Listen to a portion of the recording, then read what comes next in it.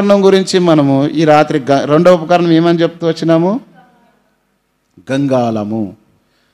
గంగాళములో ఉన్నటువంటి దాని ద్వారా ఏం చేస్తూ వస్తారంటే చూడండి, నిర్గమకాండం 30 అధ్యాయం 17 నుంచి 21 వరకు.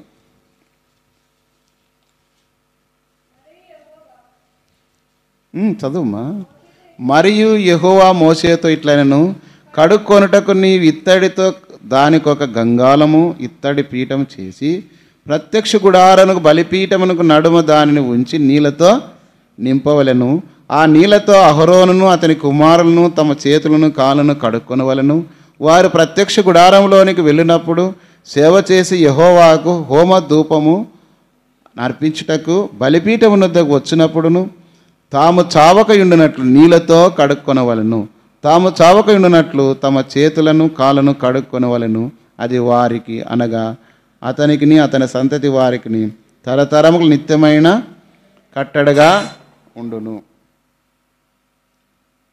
కాబట్టి దేవుని ప్రత్యక్ష మందిరం గుడారములో అహరోను కుమారులను యాజకత్వం చేస్తున్నారు. వారు పవిత్రులుగా ఉండి ఆ పరిచర్య చేయాల. ఈనాడు మనం కూడా కొత్త నిబంధనలతో రక్షణ మారమనసి పొంది పరిశుద్ధంగా జీవించిన వ్యక్తి దేవుని పని చేయాల. అది కొత్త నిబంధన. పాత నిబంధనలోనైతే గంగాళంలో ఉన్నటువంటి నీటి ద్వారా వాళ్ళు తమను తాము శుభ్రం చేసుకొని దేవుని పని చేసేవారిగా ఉండాలి. కొత్త నిబంధన కింద వచ్చినప్పుడు గంగాళంలో ఉన్నటువంటి నీళ్ళు ద్వారా తమను తాము పరిశుద్ధపరచుకొని, అంటే ఎక్కడైనా మనం కూడా చూస్తూ వస్తాం కదా, ఎక్కడైనా ఒక దేవాలయంలో మసీదులో లేదంటే కొన్ని ఇండ్లకు ఎక్కడ పోయినా కూడా ఫస్ట్ ఏం చేస్తారు? కాళ్ళు ముఖము ఖచ్చితంగా కడుక్కుంటారు. ఒకవేళ మనకు ఓపిక లేకపోయినా ఎదురింటోళ్ళు మనం చూసి ఏమనుకుంటారైనా కడుక్కోవాలి, తప్పదు. రాగానే ఏం చెప్తారు వాళ్ళు? బాత్రూంలో పోయి కాళ్ళు కడుక్కొని రాపండి, అది టవాల్ ఇస్తాం, సబ్బు ఇస్తారు. ఇంకా ఇంట్లోకి రాకముందే టవాల్ ఇస్తారు. లేదంటే ఇంకా వాళ్ళు ఇంకా మీకు పోయిన వాళ్ళకంటే ఓపిక లేని వాళ్ళు వాళ్ళు ఇంకా ఇప్పుడు ఇంకా గౌరవమైన విధానం మీద అంటే ఇంకా బాత్రూంలో ఎవరు వాళ్ళు ఏం పలకరికపోయినా సరైన బాత్రూమ్ పోయి కాల్మం కడుక్కొని రావచ్చు.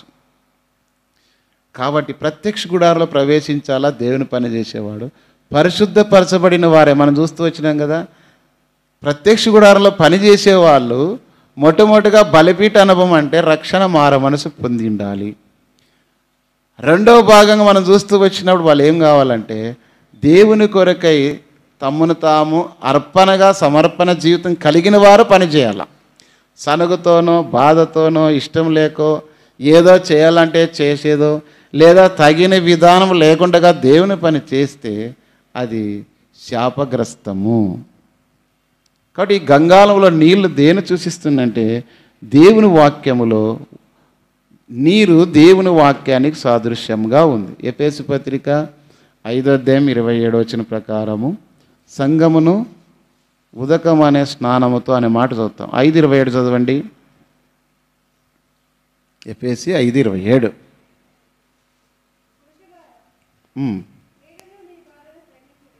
మధ్యలో చదువుమా.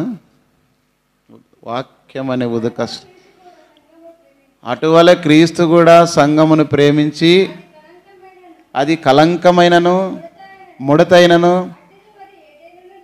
అట్టిది మరి ఏదైనను లేక పరిశుద్ధమైనదిగాను నిర్దోషమైనదిగాను మహిమ కలిగిన సంఘముగాను ఆయన తన ఎదుట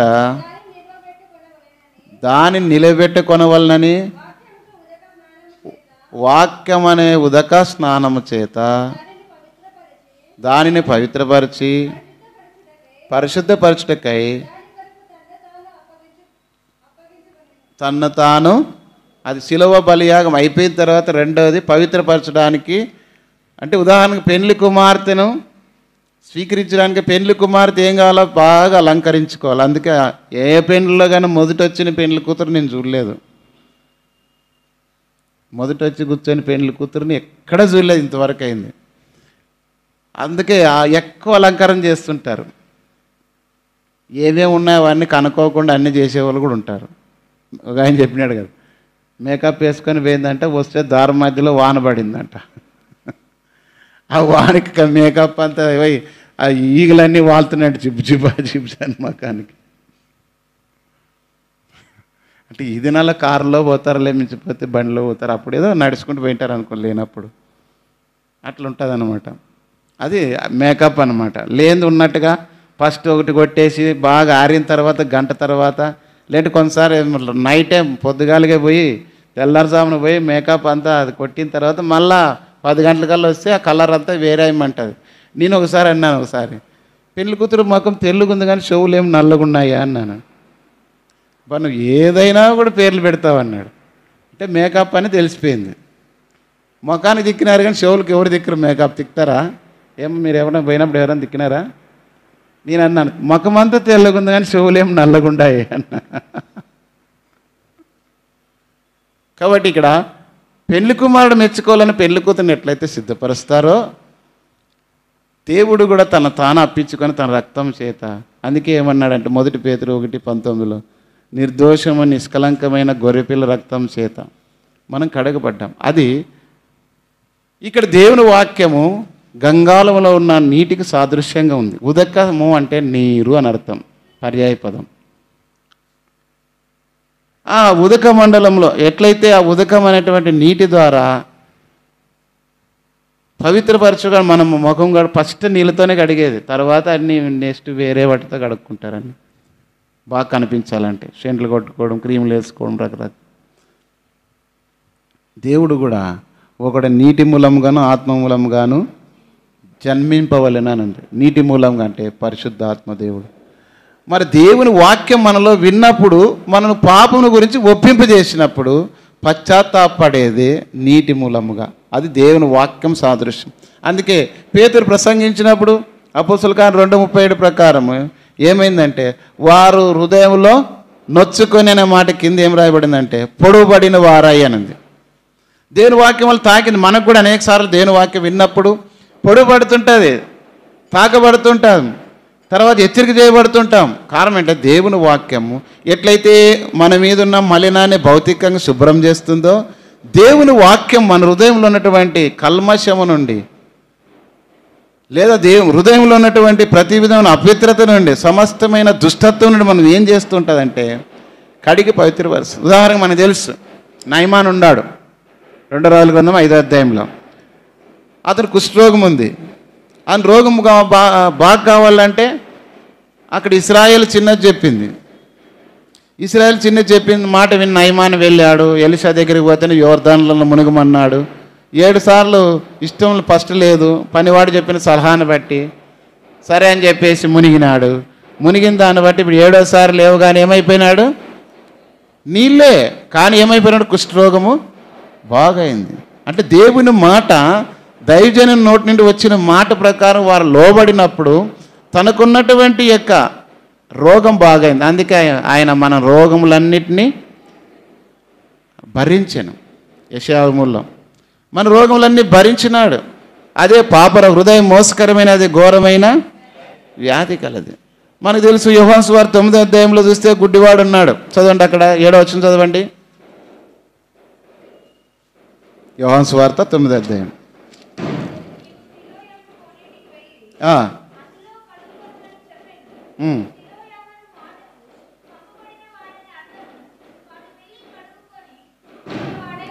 కాబట్టి వాడు నీళ్ళలో కడుక్కోగానే ఏం పొందినాడు? చూపు పొందినాడు. కారణం ఏంటంటే దేవుని మాటకు విధేయత చూపినాడు. ఎందుకంటే దేవుని వాక్యంలో యోహాను సువార్త 1వ అధ్యాయంలో ఏం రాబడింది? ఆది యందు వాక్యం ఉండెను, వాక్యము దేవుని యొద్ద ఉండెను, వాక్యము దేవుడై ఉండెను. ఇప్పుడు 14 వచనం చదివితే 1:14లో ఆ వాక్యము శరీరధారై కృపాసత్య సంపూర్ణుడుగా మన మధ్యలో. ఇప్పుడు ఆ వాక్యం శరీరధారిగా వచ్చాడు.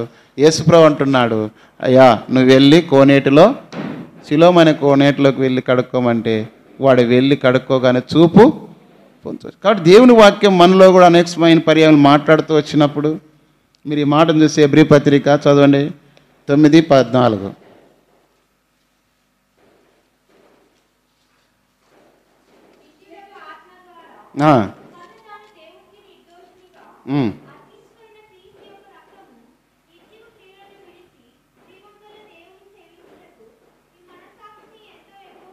కాబట్టి ప్రభు అయిన యేసుక్రీస్తు వారు అర్పించబడిన బలియాగం ద్వారా ఇప్పుడు ఏమైపోయిందంటే దేవుని వాక్యం మన హృదయంలో తాకబడినప్పుడు మన మనస్సాక్షి ఏమైపోతుంది?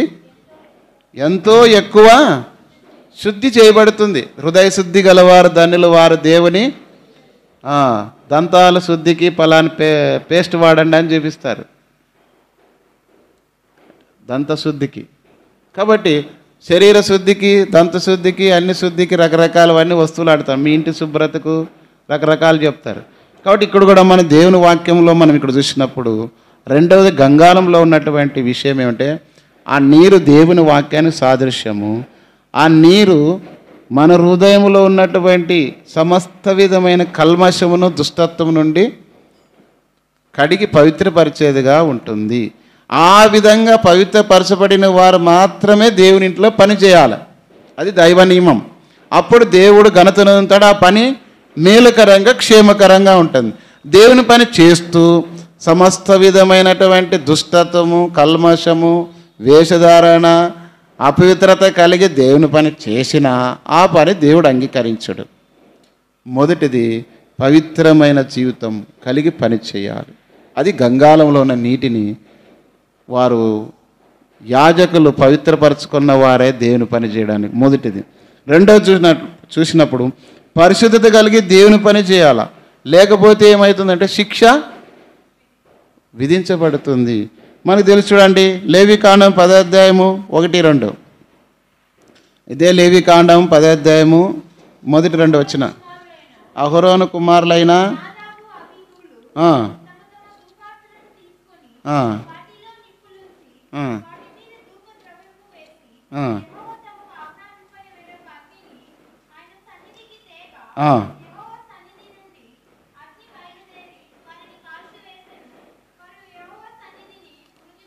కాబట్టి ఇప్పుడు వాళ్ళు దేవుడు ఆజ్ఞాపించని ఒక అగ్ని తీసుకొని వెళ్ళినారు.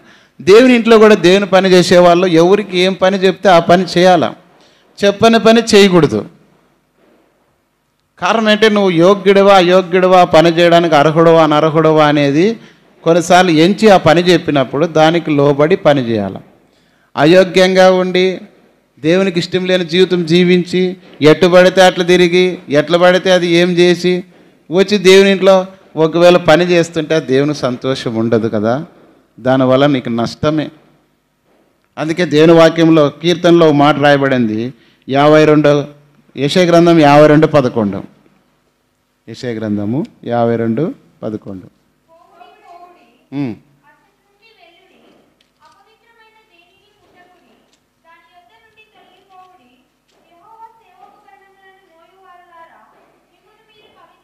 యెహోవా సేవోపకరణములను మోయువారులారా మిమ్మును మీరు, కాబట్టి మిమ్మల్ని మీరు పవిత్రపరచుకోండి. దేవుని పని చేసేవాళ్ళు పాతకాలంలో దేవుని ఇంట్లో పని చేయాలంటే పట్టుకొని కసును కల్లన్నా చాపెత్తాలన్నా రక్షణ పొందినావా, నువ్వు మారు మనసు పొందావని అడిగేవాళ్ళు. ఒకవేళ లేదంటే నువ్వు ఆ పని చేయొద్దని చెప్పేవాళ్ళు. ఇప్పుడు ఎట్లయిపోయినారంటే చెప్తే తిరుగుబాటు వస్తుందేమో, చెప్తే వాళ్ళు ఏమనుకుంటారేమో, ఒకవేళ నా ఎట్లా అంత గట్టిగా చెప్పినాను అనుకో అది క్రమం కాదని, ఏమి అనేకి అని ఇంకా కొంచెం అంటే ఏం వాళ్ళు కరెక్టా వీళ్ళు కరెక్టా, వాళ్ళు అయితే అది చేసినారే వీళ్ళైతే ఇది చేసినారే అని చెప్పేసి ఈనాడు TV5 ఇంకా అన్నీ ఆ వార్త ఈ వార్త పేపర్లకు వేస్తారనమాట. ఫోటో కొట్టి ఈయన ఇట్లా అన్నాడు, ఆయన అట్లా అన్నాడు, ఇట్లా అన్నాడని ఈయన కనపడితే కాల్చివేరు. మళ్ళీ నీకే మీ ఇంట్లో వాళ్ళు ఇష్టం లేదు కదా, దేవుడు ఇంటికి వచ్చే వాళ్ళు ఆ రైతుగా ఉండి చేస్తే దేవుడు ఒప్పుకుంటాడా? నీ భర్తే తాగి వచ్చినాడు, ఇంట్లో వచ్చి నేను ఏమంటాడంటే నేను కూరగాయలకు వస్తా అంతే అన్నాను అనుకో, ఏమో పెళ్ళైన వాళ్ళు చెప్పండి శాంతమ్మ, లేదంటే నేను చికెన్ నేను చేస్తా శాంతమ్మ బిర్యానీ అన్నాడు అనుకో, నువ్వు తింటే ఇంక ఊరందరికీ తక్కువ వస్తుందిలే చాలే అన్నట్టు కదా. అంటే నీకే ఇష్టం లేదే దేవుడు ఒప్పుకుంటాడా? కాబట్టి దేవుని మందిరం అంటే పరిశుద్ధంగా ఉండి దేవుని ఎడల దేవుని వాక్యం అందు శ్రద్ధ కలిగి ఆసక్తి కలిగి దైవ వాక్య వెలుగులో నడుచుకుంటూ దేవుని పని చేయాలి. ఆ పని దేవుడు అంగీకరిస్తాడు. రెండవది మనం పరిశుద్ధత కలిగి దేవుని పని చేయాలి. అందుకే దేవుని వాక్యంలో ఏముందంటే చదవండి, కీర్తనలు 24:3-4 వచ్చిన ముగ్గురు 26, అదే కీర్తనలు 26:6 వచనం.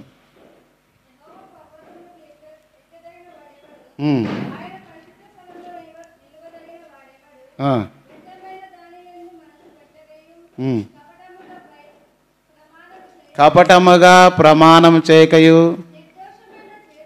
నిర్దోషమైన చేతులను శుద్ధమైన హృదయమును కలిగిన వాడే. ఎవడు పరిశుద్ధ పర్వతంలో నిలవదగిన వాడేవాడంటే నిర్దోషమైన చేతులు. ఈ చేతులు ఎవరికి హాని చేసి ఉండకూడదు, ఎక్కడ కూడా దొంగ సంతకాలు పెట్టి ఉండకూడదు, ఎక్కడ కూడా ఈ చేతులతో ఏ పనులు దేవునికి ఇష్టం లేనివన్నీ చేసి ఉండకూడదు. చాలామంది దేవుని పాలలో పాలు పొందే వారిని గురించి చూస్తాము. అప్పుడు కూడా ప్రభా తండ్రి అది చేసినాను, మాట్లాడినాను, అది చేసినాను, ఇది చేసినాను అని చెప్పేసి బలలో పాలు పొందుతా అంటే 10వ అధ్యాయంలో కొరింథీ రాసిన పత్రిక, మీరు దేవుని బలలోను దయ్యముల బలలోను పాలు పొందుతున్నారు అంటే దేవుని ప్రియులైన వారు.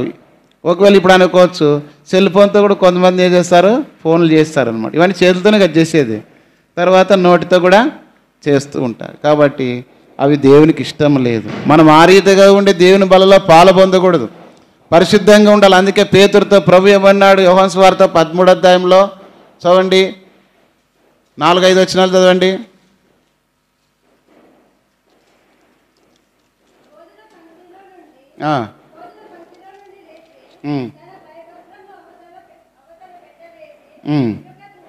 అమ్మా 5 చదువు.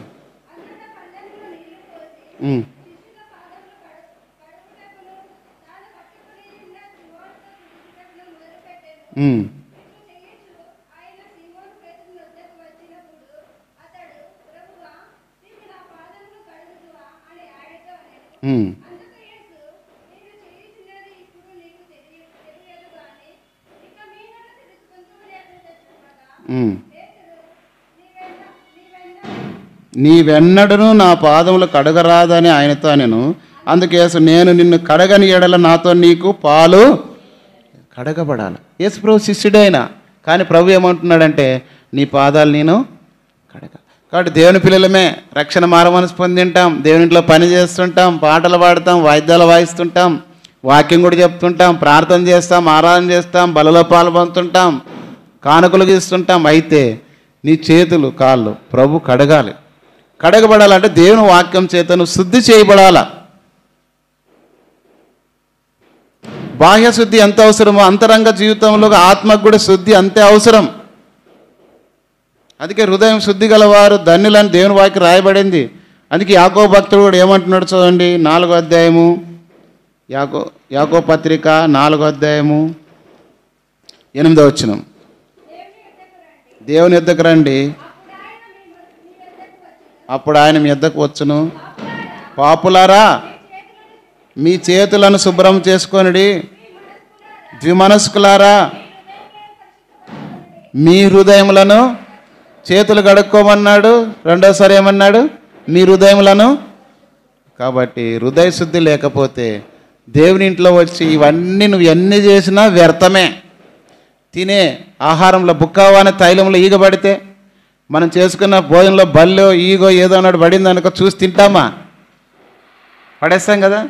అంతగా నువ్వు చేసే పని అంతా దేవునికి ఇష్టం లేదు.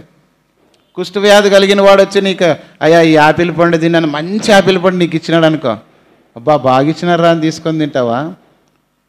తీసుకోవడానికి కూడా ఇష్టపడం కదా. దేవుని కూడా అంతే.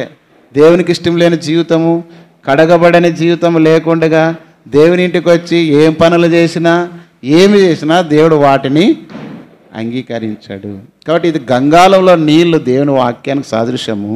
పరిశుద్ధత కలిగిన వారై మొదటగా దేవుని వాక్యము నయమాన్ని ఎట్లయితే తన కుష్ఠరోగం పోగొట్టుకున్నాడో, నీ పాపరోగాన్ని దేవుడు మరి పోగొట్టడానికి గంగాళంలో నీళ్ళు, ఆ వాక్యమే దేవుడై నేను. కాబట్టి వాక్యమైన దేవుడు గంగాళం నీళ్ళతో పోల్చుకొని చెప్తున్నాడు.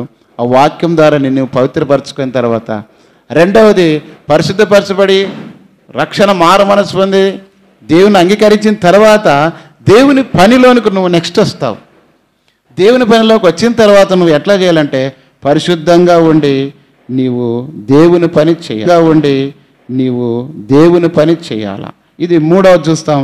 పరిశుద్ధమైన నడక కలిగి ఉండాల. చూడండి 119వ కీర్తన 9వ వచనం. యవనస్తులు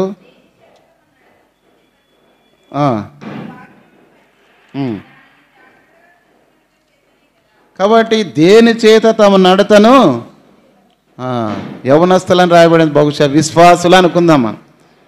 మనం ఈ దేని చేత అంటే దేవుని వాక్యం చేతనే మనం శుద్ధి చేసుకోవాలా, మన ప్రవర్తన, మన నడత. అందుకే నువ్వు దేవుని మందిరమునకు వెళ్ళినప్పుడు నీ ప్రవర్తన జాగ్రత్తగా చూసుకోమనింది. ఇంకా అంటాడు చూడండి 2 కొరింథీ 7 మొదటి వచనం. ప్రియులారా, మనకి వాగ్దానములు ఉన్నవి కనుక దేవుని భయముతో పరిశుద్ధతను సంపూర్తి చేసుకొనుచు శరీరమునకును ఆత్మకును కలిగిన సమస్త కల్మషము నుండి మనలను. కాబట్టి దేవుని వాక్యం ద్వారా మనల్ని, గంగాలంలో నీళ్లు దేవుని వాక్యము, ఆ వాక్యమే దేవుడైనాడు కనుక మనల్ని మనం ఏం చేసుకోవాలంటే పరిశుద్ధపరచుకోవాలి. చదవండి 1 యోహాను 1:7. 1 యోహాను 1:7. అయితే ఆయనలో వెలుగులో ఉన్న ప్రకారము మనమును వెలుగులో నడిచినడలా మనము అన్యోన్య సహవాసం గలవారమైందము. అప్పుడు ఆయన కుమారుడైన యేసు రక్తము. కాబట్టి ఆయన నడుచుకున్నప్పుడు, ఆయన వాక్య వెలుగులో మనం నడుచుకుంటున్నప్పుడు ఇప్పుడు ఏం చేస్తాడంటే ఆయన మనం ఏం చేస్తాడంట, పవిత్రపరుస్తాడు. అందుకే 1 తిమోతి 4:12 నువ్వు ఎట్లుండాలంటే నీ ప్రవర్తనలోను, మాటల్లోను, విశ్వాసంలోను, ప్రేమలోను మాదిరిగా ఉండాల.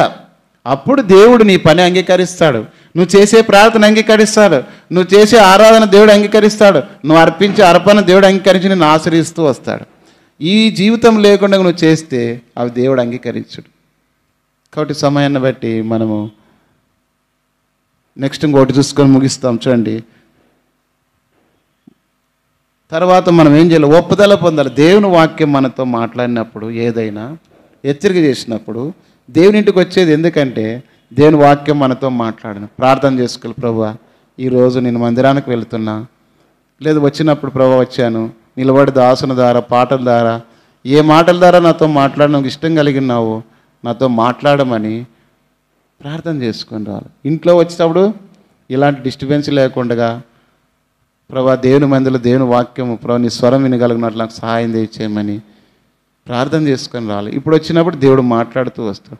ఇప్పుడు దేవుడు మాట్లాడినప్పుడు మనం ఏం చేయాలంటే చదవండి, 1 కొరింథీ 11:27-32 ప్రకారం మనం చూస్తూ వస్తాం. అనేకమైన పర్యాయములు ఆదివారం ఈ మాటలు చదువుతూ వస్తాం. చదవండి 11:27 మొదటి ఒకటి చదవండి. కాబట్టి ఎవడు అయోగ్యంగా ప్రభు యొక్క రొట్టె తిననో, ఆయన పాత్రలను తాగునో, ప్రభు యొక్క శరీరం గురించి రక్తమును గురించి అపరాధి 31-32 చదువుమా. అయితే మనలను మనమే విమర్శించుకొని ఎడలా తీర్పు పొందక, మనం విమర్శించుకోకపోతే నేను బాగున్నానులే, వాళ్ళకంటే నేను బాగున్నానులే, దేవుడు నీతో మాట్లాడినా హృదయాన్ని కఠినపరుచుకున్నావు అనుకో, నువ్వు తీర్పు పొందుతావు ఒక దినాన. ఇందువల్లనే చాలామంది బలహీనులు, రోగులను అయినారు, చాలామంది నిద్రిస్తున్నారని నాకు రాయబడింది. అంటే దేవుని వాక్యం మనతో మాట్లాడినప్పుడు మనము ఒప్పుదల పొందవలసిన వారమై ఉన్నాము. అందుకే మనకు తెలుసు యోహాను సువార్త 13వ అధ్యాయంలో యేసుప్రభును అప్పగించే సమయంలో యేసుప్రభు అంటున్నాడు, చదవండి 13వ అధ్యాయము చదువుమా, ఎన్నో వచ్చిన 21.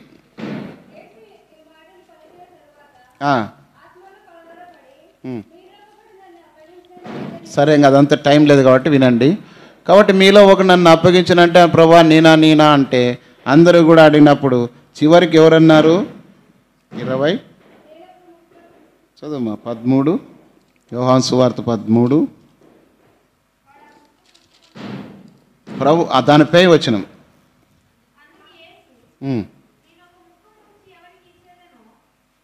25 చదువు. అతడు యేసు రొమ్మును ఆనుకొనొచ్చు, ప్రభా వాడెవడని ఆయన అడిగను.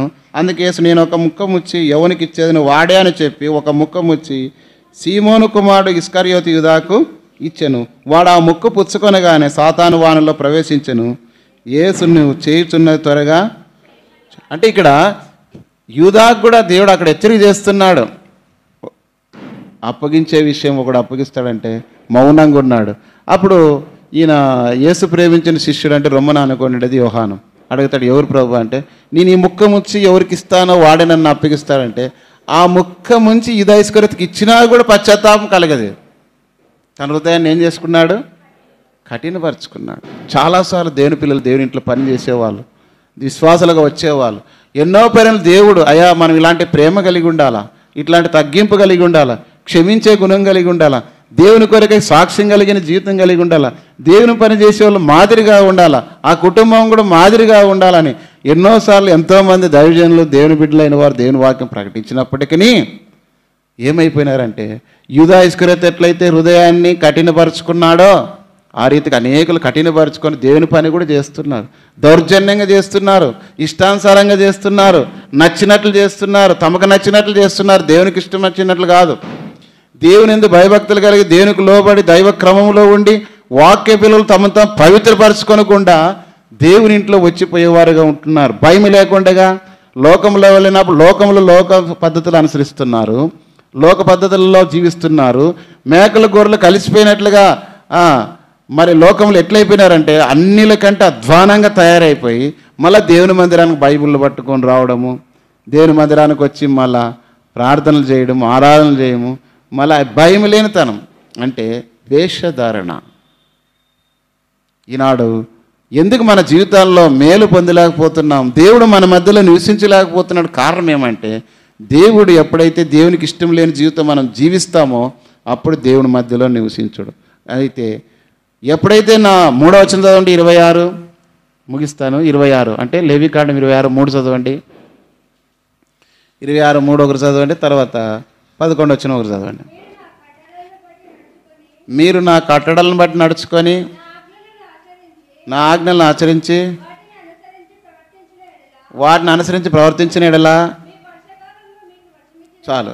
నా ఆజ్ఞలను కట్టలను అనుసరించి నడుచుకుంటే అప్పుడు అంటే నా మందిరం మీ మధ్య ఉంచేదని అంటున్నాడు. మన మధ్యలో దేవుడు నివసించాలన్నా, మన ఇంట్లో దేవుడు నివసించాలన్నా, మన జీవితంలో సంతోషంగా ఆశీర్వాదకరంగా మార్చబడాలన్నా, మాదిరికరమైన జీవితం కలిగి ఉండాలనుకున్నప్పుడు ఈ ఉపకరణాల ద్వారా మొదటి బలియాగం రక్షణ మారమనసు పొందిన వారి తగిన జీవితం కలిగి ఉండాలా.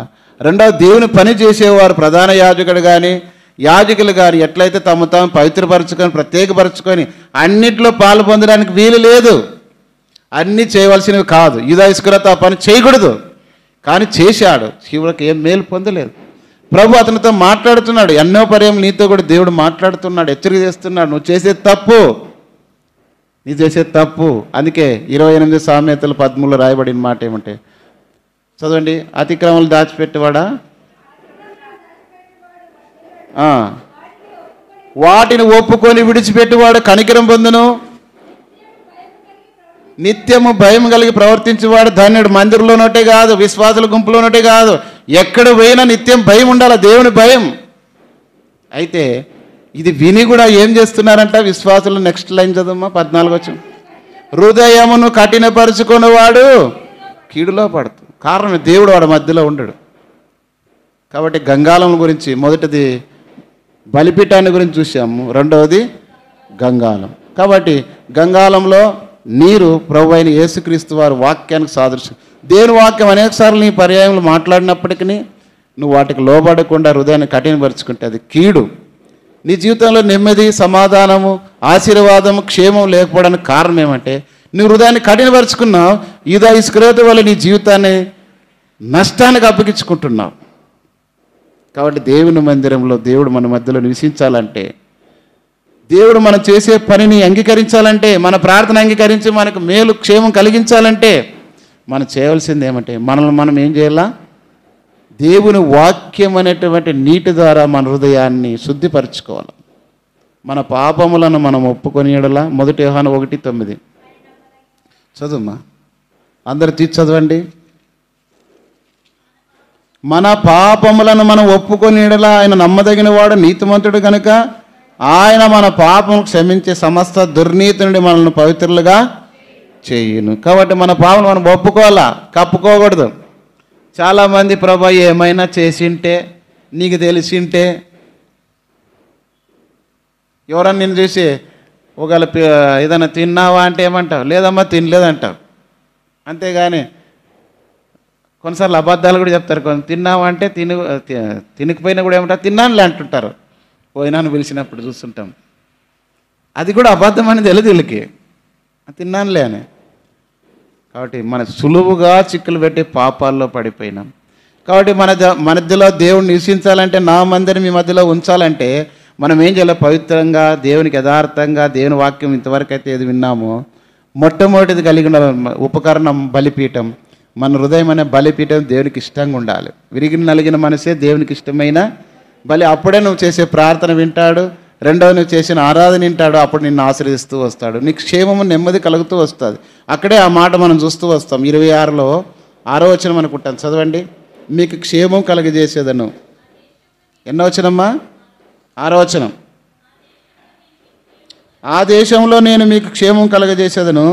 చాలమ్మా. ఏమంట? ఆ దేశంలో మీకు క్షేమం ఎప్పుడైతే దేవునికి ఇష్టమైన జీవితం జీవిస్తూ ఈ అనుభవాలు కలిగి ఉంటామో అప్పుడు మనకు క్షేమము కలుగజేస్తూ వస్తుంది. కాబట్టి మనము ప్రత్యక్ష గుడారంలో ఇంట్రడక్షన్కి ఎక్కువ టైం అయింది కాబట్టి ఇప్పుడు 2 ఉపకరణాలు చూసాం. ఒకటి దహన బలిపీఠం, 2 దహన బలిపీఠం. ప్రభువైన యేసుక్రీస్తు వారు మన రక్షణ కొరకై శిలువలో మరణించాడు, సమాధి చేయబడి తిరిగి లేచినాడు. ఉచితంగా యేసు ప్రభు నేను పాపినే అంటే చాలు మనం ఆయన బిడ్డలుగా మార్చబడతాం. అది రక్షణ గురించి మొదటి దహన బలిపీఠం. రెండవది గంగాళం. దేవుని వాక్యం అనే గంగాళం నీళ్లు ఉన్నాయి.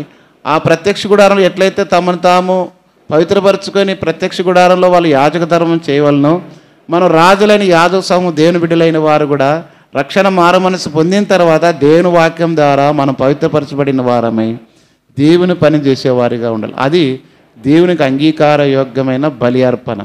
అంగీకరించేవాడుగా ఉంటాడు. నోవాహు ఆ రీతిగా చేశాడు. నోవాహు కుటుంబాన్ని దేవుడు ఆశీర్వదిస్తూ వస్తున్నాడు. అబ్రహాం కూడా ఆ రీతిగా దేవుని మాట విన్నాడు.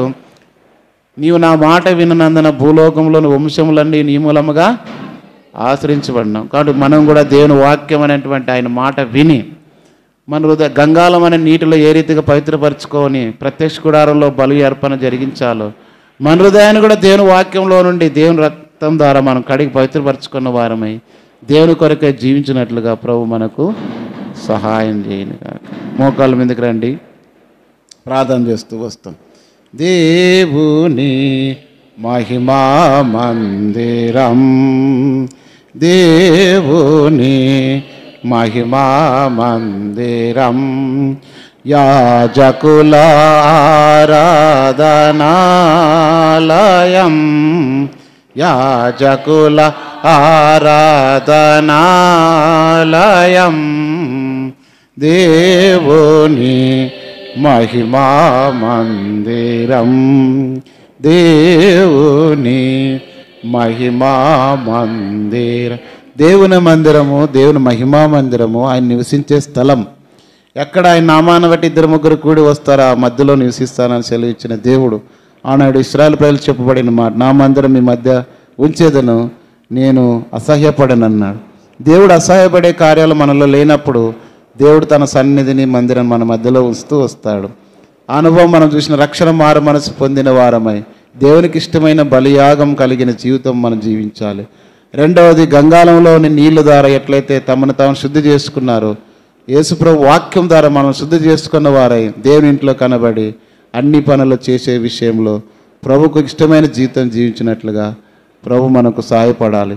ఒకవేళ హృదయాన్ని కఠినపరుచుకుంటే యూదాయిస్కరియోతు సరి చేసుకోలేకపోయాడు, తన హృదయాన్ని కఠినపరుచుకున్నాడు, ఉరివేయబడి నిత్య నరకానికి నాశనానికి అప్పగించబడుతూ ఆ స్థితి నీకు రాకూడదని ప్రేమ కలిగిన దేవుడు ఈ మాటలు నీకు తెలివిస్తూ వచ్చిన తీర్మానం చేసుకో. ప్రార్థన చేస్తాం.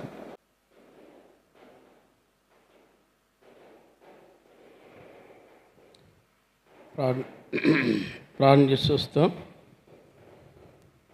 మనమే ఒక్క నిమిషం మీ వ్యక్తిగతంగా హృదయాల్లో సిగ్గుపడే వాటి విషయాల్లో మనము సిగ్గుపడక తప్పదు. ఒప్పుకోవాల్సిన విషయాల్లో మనం ఒప్పుకోక తప్పదు. ఇప్పుడు మనం ఒప్పుకోలేదు, మన జీవితాల్లో సరి చేసుకోలేదు అని అనుకుంటే మనకు నా బ్రతికింతే, నా జీవితం ఇంతే, నేనింతే అని దేవుని సన్నిధి నుండి కొట్టువేయబడుతూ వస్తాం. ముందున్న దినాల్లో దేవుని యొక్క మహిమ కార్యములైన విషయాల్లో మనకు ఏమాత్రం అర్థం కావు. పరీక్షించుకుందాం. మీ జీవితాల్లో హృదయపూర్వకంగా మనం ప్రార్థన చేస్తాం. ప్రేమగల తండ్రి, జీవంగల యేసు ప్రభువా, లేవికాండం 26:11 నా మందిరం మీ మధ్య ఉంచేదను అన్నావు. రెండవ మాట సెలవిచ్చావు, మీ యందు నా మనస్సు అసహ్యపడదు అన్నావు. ఈ ఒక్క మా జీవితాల్లో చూసినప్పుడు ప్రార్థిస్తున్న నేనైనా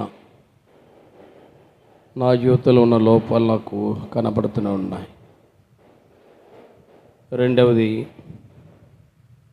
దేవా, నా ద్వారా జరుగుతున్న ఆత్మీయ నష్టం ఎంతో కనబడుతూ ఉంది. దీనివల్ల నా యొక్క కుటుంబ జీవితము ఎంత దిగజారుతుందో నేను అర్థమైతే వస్తుంది. లేవికాండం 10వ అధ్యాయములో ప్రభువా, నైనా శ్రేష్టమైన కాకనైనా దేవుని సన్నిధికి, దేవునికి అనుకూలమైన బలులు కాక వారు సొంత బలు ఎప్పుడైతే తీసుకొచ్చారో దేవుని సన్నిధి నుండి అగ్ని దిగి వచ్చి వారిని దహిస్తూ వచ్చింది. కానీ ఈ రోజులు అంతగా కఠినమైన తీర్పు రాకపోట నీ కృపా సన్నిధి మేము పొందుతున్నాం. పేతురు తన 2వ పత్రిక 3వ అధ్యాయంలో అందరూ అంతటను మారు మనసు పొందుట అనేది చూస్తూ వస్తున్నాం. కానీ జీవితాలే ప్రభా మీరు మాకు తెలియజేస్తూ వస్తున్నాం. లేవికాండములో మర్మమైన సంగతుల మీ దాసుని బయలుపరిచి ఎంతో నేను సిద్ధపడి మీ దాసుని ద్వారా బయలుపరిచిన వాక్య వెలుగును బట్టి వందనాలు. బలుల గురించి, పండుగల గురించి ప్రభానైనా వివరిస్తూ, ప్రభానైనా నీ సన్నిధిలో ఉన్న పరిశుద్ధ స్థలం, అతి పరిశుద్ధ స్థలం ఆవరణ గురించి వివరిస్తూ, ప్రభానైనా ఆవరణలో ఉన్న గంగాలం గురించి ప్రభా మా జీవితంలో ఒకసారి పరీక్షించుకుంటే ఇలాంటి వారము నిజంగా నేను కొన్ని విషయాల్లో సిగ్గుపడవలసిన విషయాలు ఉన్నాయి. అందుకంటాడు దావీదు, నేనును నా ఇంటి వారును పాపం చేసిద్దిమి అన్నాడు. రెండో మాట సెలవిచ్చాడు, ఇశ్రాయేలు ప్రజలు వీరేమీ చేసిరే అన్నాడు. మా వాళ్ళ సంఘానికి నష్టం జరుగుతున్నాయి, దేవుని పనికి నేను నష్టం జరుగుతున్నది, ఇష్టం వచ్చిన జీవితం తిరుగుతూనే దేవుని ఇంట్లో నేను అన్నీ చేస్తున్నా. ప్రభా నన్ను ఎవరు చూడలేదు అనుకుంటున్నా, కానీ కనబడుతూనే ఉన్నాయి. అందుకే మత్తయి సువార్త 6లో సెలవిచ్చావు, నీవు తలుపు వేసుకొని ప్రార్థించి అన్నావు. ప్రభా ఈ జీవితంలో ప్రతి వ్యక్తిని సిద్ధపరచు తండ్రి. నేను మా ద్వారా నేను సంఘానికి ఏది నేను చిత్తమో దాన్ని బయలుపరుస్తూ రావాలి. మేము వ్యర్థంగా దేవుని పని చేయలేదని అనేకులు గమనిస్తూ రావాలి. ఇక్కడ మేము చేస్తున్న ప్రార్థనలు ప్రభునకు, సేవకు ఫలాభివృద్ధి పొందుతూ రావాలి. దాని కొరకు సిద్ధపరచు దేవానైనా నీ సన్నిధిలోనైనా మా యందునైనా నీ మనసు అస్సపడుకున్నట్లు మమ్మల్ని కడుక్కోవడానికి సిద్ధపరచు. 2 కొరింథీ 7:1-2 ప్రకారం ప్రభువనైనా మా ఆత్మకు శరీరకు కల్మషం ఏమిటో వాటన్ని కడుక్కున్నట్టు 1 యోహాను 1:7-9 ప్రకారం పరిశుద్ధపరచబడట్లు మమ్మల్ని సిద్ధపరచు. పరిచారికలుగా, దేవుని సేవ చేస్తున్న వారుగా, దేవుని పనివారుగా ఎవరైనా సరే, అది యవనస్తులు మొదలుకొని పరిచయం చేయవారి వరకు, సేవా విషయంలో మొదలుకొని నమ్మకంగా ఉండడానికి ఇష్టపడుతున్న వారి వరకు సిద్ధపరచు. నమ్మకమైన పనివారుగా మేము ఉండాలి. నేను అపోస్తలుడైన పౌలు తిమోతికి రాస్తూ అంటున్నాడు 4:12, నేను మా జీవితంలో మేము ఏ రీతిగా ఉంటున్నామో మమ్మల్ని సిద్ధపరచు. అట్లా దాన్ని ముందున దినాల మీద ఆశను బలపరిచి వాడుకోండి. అట్లా దాన్ని విత్తబడిన వాక్యాన్ని నీరు కట్టం పలాపరి తీసుకురాము. ఎవరైతే హృదయపూర్వకంగా తమ జీవితంలో ఒప్పుకొని ఇంకా నేను వ్యక్తిగతంగా సరి చేసుకోవడానికి ఇష్టపడుతూ నాయన మత్తయి సువార్త 26:25లో రాయబడింది, నేనా నీవన్నట్టే అన్నావు కాబట్టి నేను మీరు ఏలి చూపుతున్నావు ప్రభా. నేను మేము నైనా మా వల్ల ఆనాడు నేను అపోస్తులందరూ పరీక్షించుకున్నారు.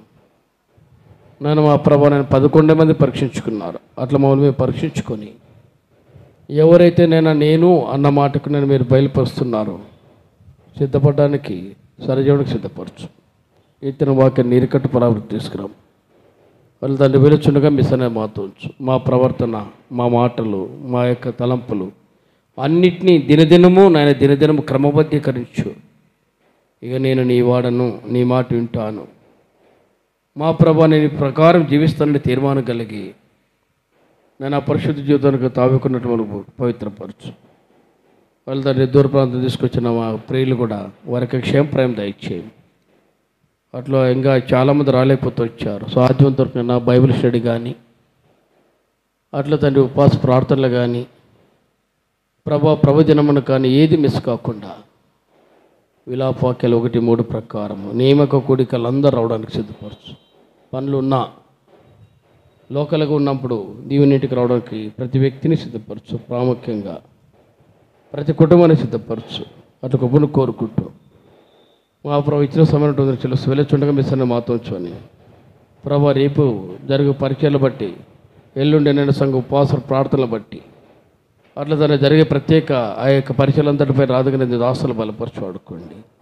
అట్లన్నింటి గొప్పను కోరుకుంటూ సంఘ పక్కలు తీర్చుకొని మీ దాసు డానియలు కూడా ఇంకా బలపరచు. ప్రతి ఒక్కరిని మీ దాసును తీర్చి అట్లా దాన్ని మంచి ఆరోగ్యం నింపము.